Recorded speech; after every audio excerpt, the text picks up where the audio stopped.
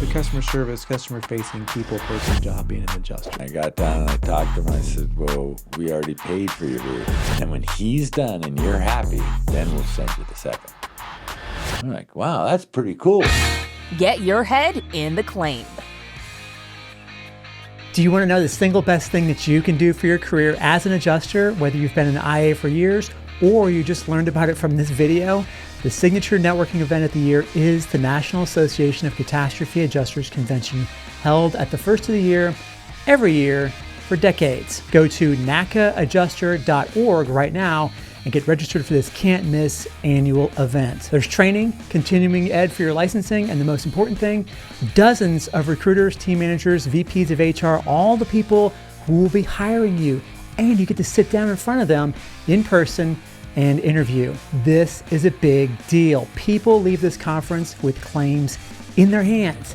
If you only do one thing for your career, this has to be it. Go to NACAadjuster.org and let them know Adjuster TV sent you. I had an insured once after the 4 hurricanes in Florida. Then the next hurricane was Dennis that was in the panhandle of Florida. Dennis, yes. And I went out there and I climbed on this guy's roof. He still had a blue tarp up on his roof. Right. And I looked at the prior and I got down and I talked to him and I said, well, we already paid for your roof. And he said, well, they didn't give me enough money. They only gave me $2,500, whatever it was. Yeah.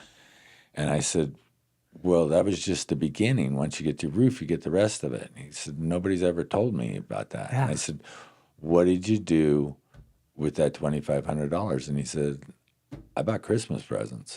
Right. And now I'm not, now you're totally screwed.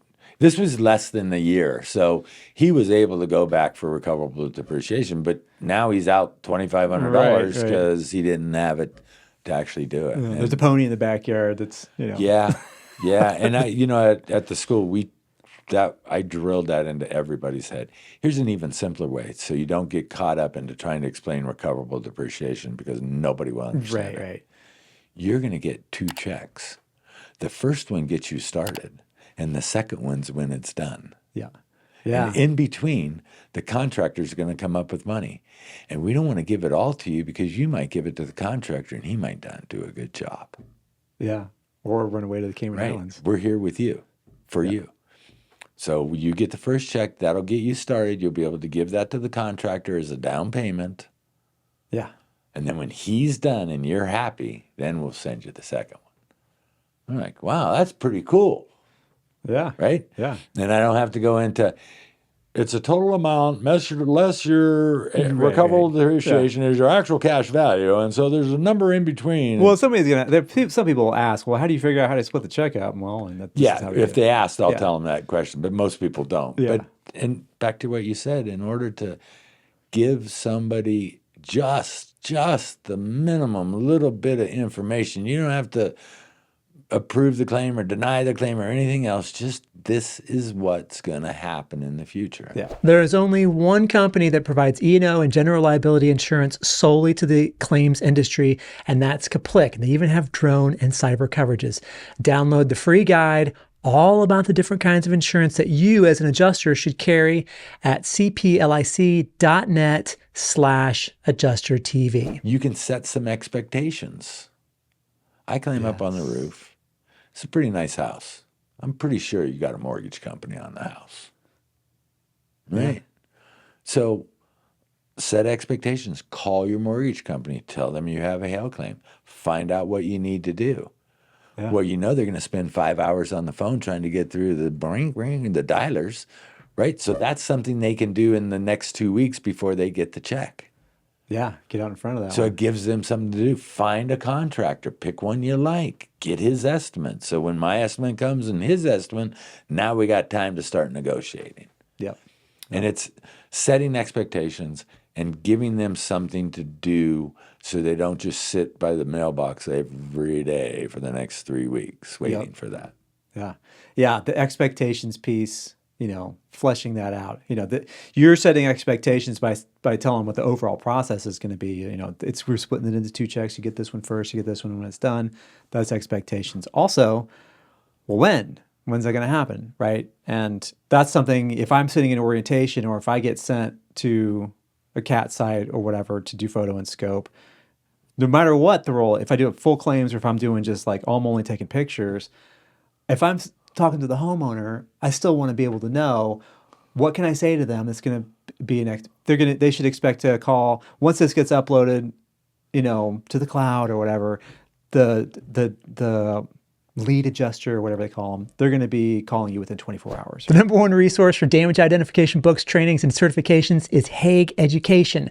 Not only that, but they provide building inspection and desk adjuster trainings and certifications for those as well. Get a discount on all books, tool certifications, and other trainings with code AdjusterTV at checkout at hagueeducation.com. Or 48 hours or whatever it is, right? And then after that, then Depending on the storm, it might be, you know what? If you don't hear from anybody in 2 weeks, call me Yeah, up, right, exactly. and I'll try to track it Yeah. down for you. Yeah. Exactly. And then 2 weeks later on a big storm, the claim you turned in 24 hours still hasn't been reviewed.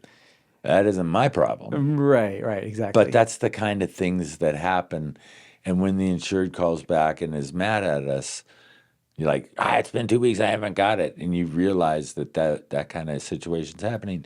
You can reset expectations with that person to calm them down. Well, I'm really sorry, but as you know, this is one of the largest storms that have hit the area in a long time. So they're backed up. My stuff's done. I don't even know where it is anymore. I sent it away. Yeah. But, be patient. Yeah. And, I've even, when I had time, which I never really did much, but I even would call up management and say, okay, what's the timelines right now? Oh, we're way behind. We're 3 weeks. Great. That way I knew I could start telling people it would be 3 weeks, not 2 weeks. Yeah. Because inevitably at the beginning of the storm, they're like, well, they're going to have a check in 3 to 5 days. Yeah. And you're like, yeah, that ain't going to happen. So, yeah, and just with a little bit of being proactive, you can have answers that everybody's going to want. And that is going to make the whole difference on that claim. It really does. It's a customer service, customer facing person job being an adjuster. Yeah. And Yeah. it's not, Even if you're out on photoscope, yeah. Oh yeah. Absolutely. doesn't matter. It's not rocket science. Yeah. It's easy it's easy to step over that low bar, right? It's a little small step, but if you really, really, you can.